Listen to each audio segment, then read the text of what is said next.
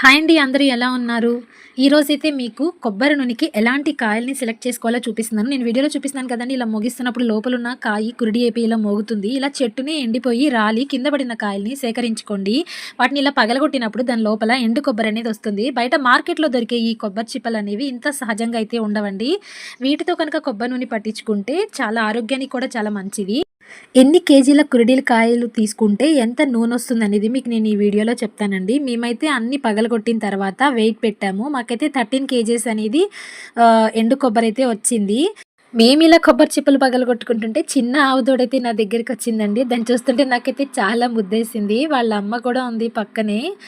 మేమైతే ఇలా కొబ్బరికాయలన్నీ కూడా పగలగొట్టేసేసేసాము. ఈ ఎండు కొబ్బరిని అంతా డైరెక్ట్గా తీసుకెళ్ళిపోయి గానికి దగ్గర పట్టించుకోకుండా ఇంటి దగ్గరే ఎండలో ఒక వారం రోజుల పైన ఎండ పెడితే అవి చాలా స్టిఫ్గా గట్టిగా పెలుసుమని ఇరిగేలాగా ఎండ పెట్టాలి. వాటిని గానికి దగ్గర కనుక తీసుకెళ్తే నూనె అనేది చాలా ఈజీగా చాలా త్వరగా వచ్చేస్తుంది, చాలా ఎక్కువ కూడా వస్తుంది. కొబ్బరి చిప్పలు ఎండ పెట్టక ముందు 13 కేజీలు అండి, ఎండిన తర్వాత 3 కేజీలు తగ్గిపోయి 10 కేజీలకు వచ్చినాయి. ఆ 10 కేజీల కొబ్బరి చిప్పలను ఆడిచ్చినప్పుడు 6 కేజీల నూనె అయితే వచ్చింది. ఇది సహజమైన కొబ్బరి నూనె బయట దొరకడం చాలా కష్టం అండి. అంతేనండి మరి video. Bye. Please like, share and subscribe my channel.